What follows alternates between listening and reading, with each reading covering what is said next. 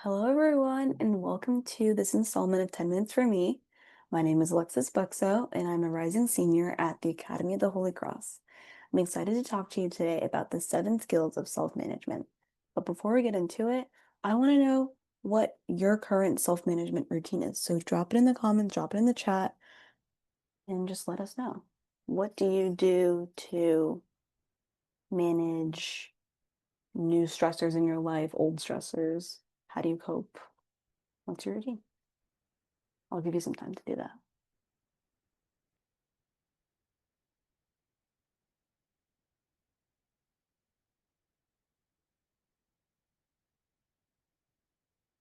Okay.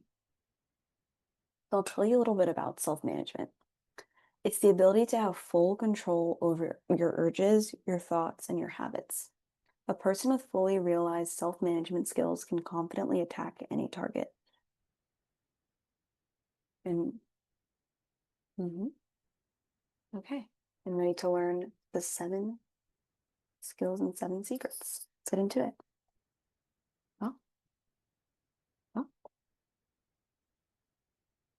okay. The first one is discipline. And I know it's thrown around a lot today. You hear it from sponsored posts of disgusting energy drinks, bad diets, and crazy regimented early morning workout routines. Discipline, though, is consistently doing what you know you need to do and not giving into your urges. That's it. It means keeping your word to others and to yourself. Without discipline, you teach yourself that you are not accountable or reliable, and you start to believe that. And it's reflected in all of your habits.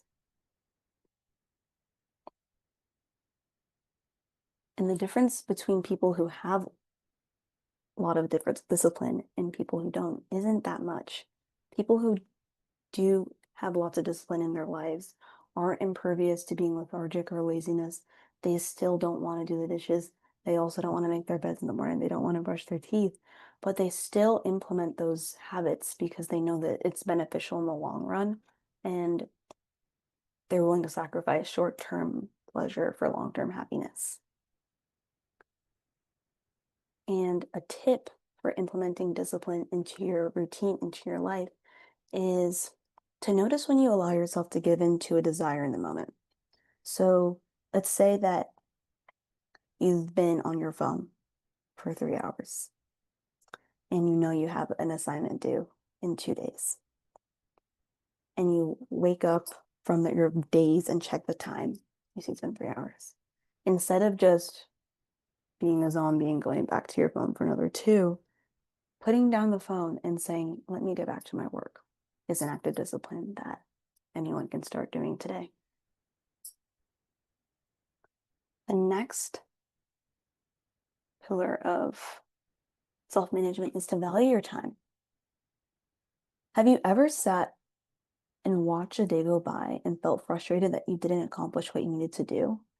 This may have been due to poor time management. Everyone needs to value their time because it's a non-renewable resource, just like coal and oil. We need to guard our time like a valuable possession and fill our days with rich activities that nourish our minds and nourish our lives and don't overburden us. If you're feeling overburdened and like you don't have enough hours in the day, try to remove time vampires or activities that suck up time from your day by saying no to hangouts you know you don't have time for and not committing yourself to things you don't have the space for. Don't go to your friend's wedding if you know you cannot do it on the same day as your mom's birthday. Don't add too many conflicting things into your schedule because it's not an accomplishment to be able to just juggle a bunch of things and be miserable the entire time. And people with not with burdens, people with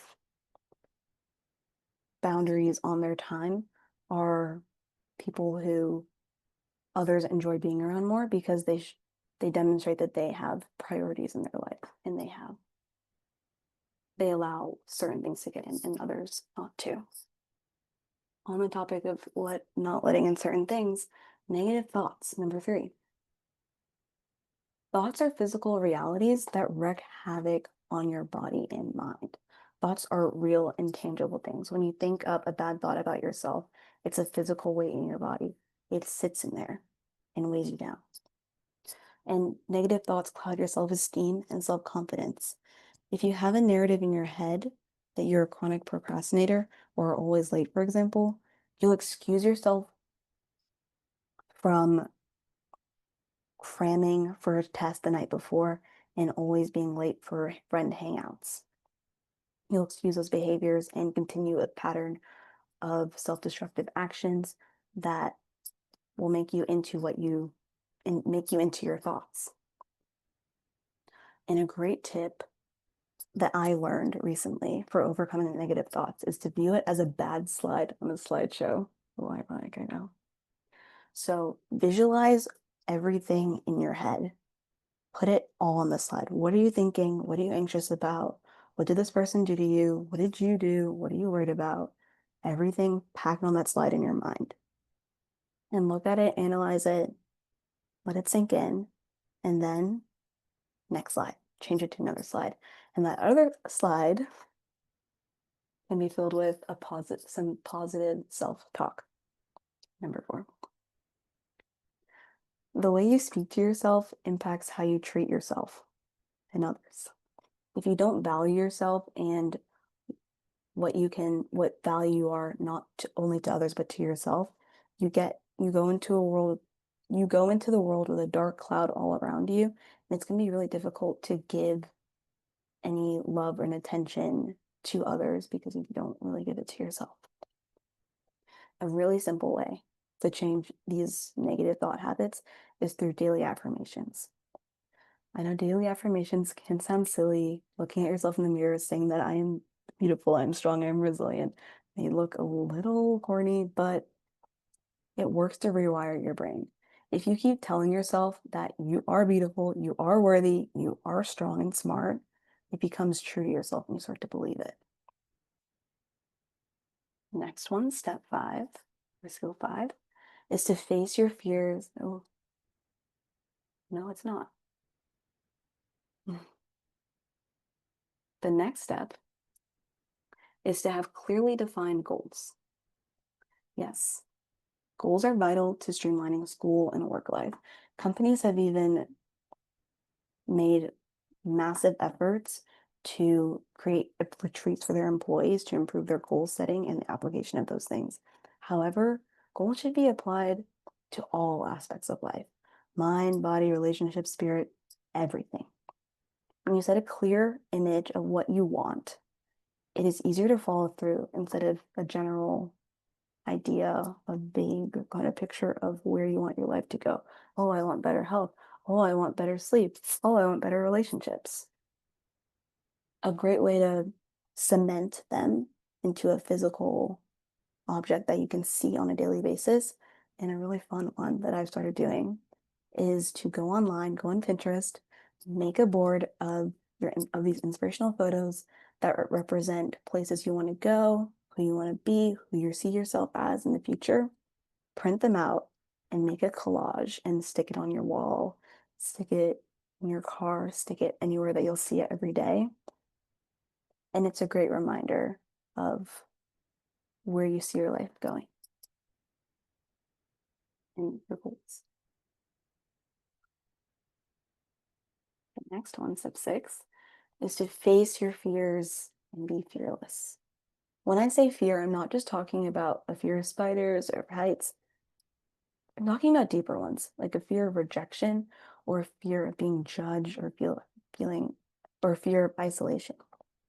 Think about all the classes you didn't take, people you didn't talk to, and situations you remained silent in because you were scared. Fears are insidious because they put a cap on your potential.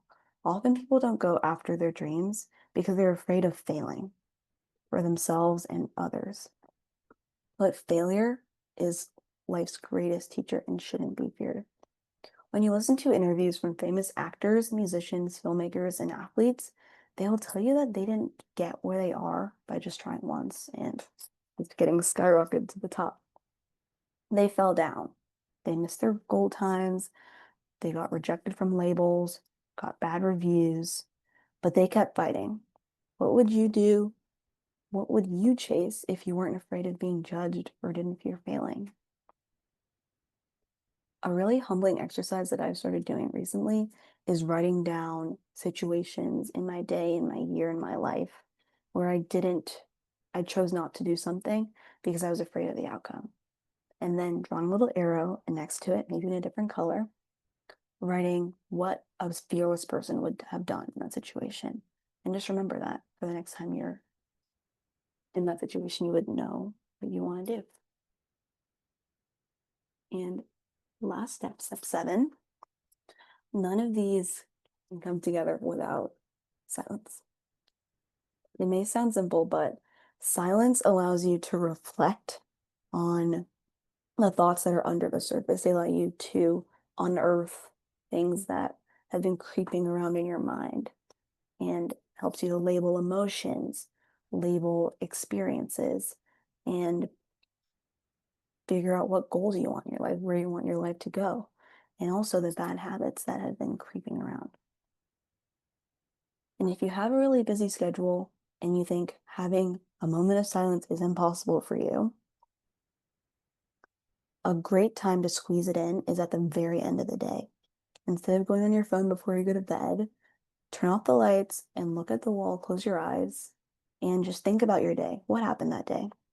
What are some successes that day? Did you hold the door open for someone? Did you answer a really tough question in class? Did you get a really nice grade on your math quiz?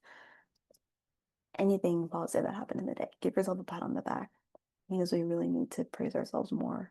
We do a lot. So it's good to recognize that. And also, note moments where you didn't meet the mark that you should have. Maybe you didn't perform your best on a quiz. Maybe you didn't help your teammate out on the field. Whatever it is, just look at it and don't judge it or criticize yourself. Just become more aware of where you're not meeting certain benchmarks that you set for yourself.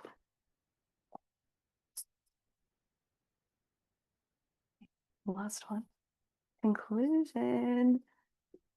So these 7 steps paired together or separately will propel you on an path towards self-management and getting to know who you are and your values and the kind of person you are and who you really want to be.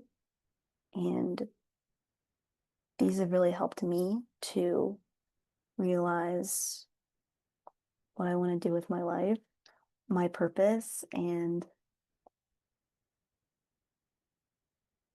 my purpose. Yeah. And I hope these 7 skills and pillars will help you become a better master of you as well. And I want to thank you so much for listening to me and participating. If you want to just drop in the chat something you learned, that would be amazing. So we can look back and create our own collage of the positive messages we learned from today. That'd be amazing. So I'll give you some time to do that before we wrap up.